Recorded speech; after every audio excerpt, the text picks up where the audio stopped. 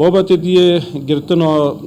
درگه نام بین هرم و کردستان و روش آوا انسان بابت که بداخوا یعنی که ولی بهتن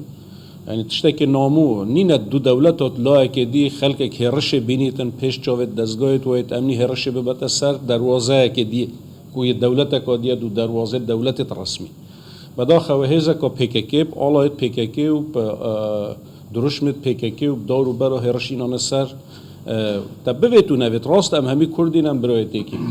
بس خلقه که خلق روش آوا یعنی اگر ناحیه قانونی و یا علاقات دولی تو بچیه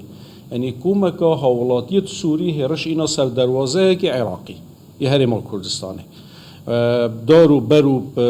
هودی پولیس هات نبرین دار کردن سیارت ما هات نشکاندن یعنی کیش عرف و قانون که دولی و علاقات دولی و حسن الجوار هيا كو تو ريكي بدي وخلكي هام بدي وبيني تشادر ابو بدي وهرش بنسر لويدي بروي سبب او سنور يهات يگرتن خطايت كينا واضحه كي بو سبب ري بهت يگرتن واضحه اما اگر هندك اشكال هنا بو هندك كسيت معينه ودي چاره سر بن اما اواديت پیوسته او سیاست خدا بچن في رنگی يعني ام بسیاره که منویتن يعني وانا بيت كما بخوش بيتم بحث كرده که بخرابيش بكين بس هم دوی بسیاره که بو هرم کردستان همی ود زیرکن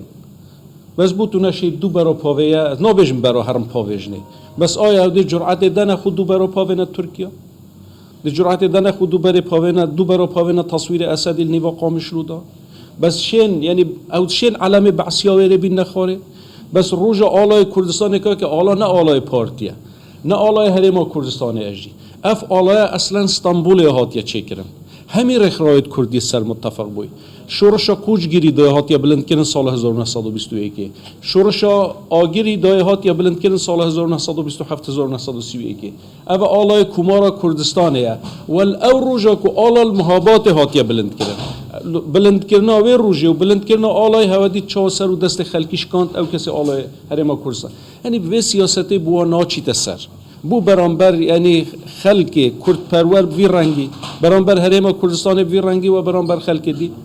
اف تعامل نرمونیان برانبر ما اف تعامل رق راستی جه سر سورمانه و او بو سبب کو اف درگهش بهت گرفت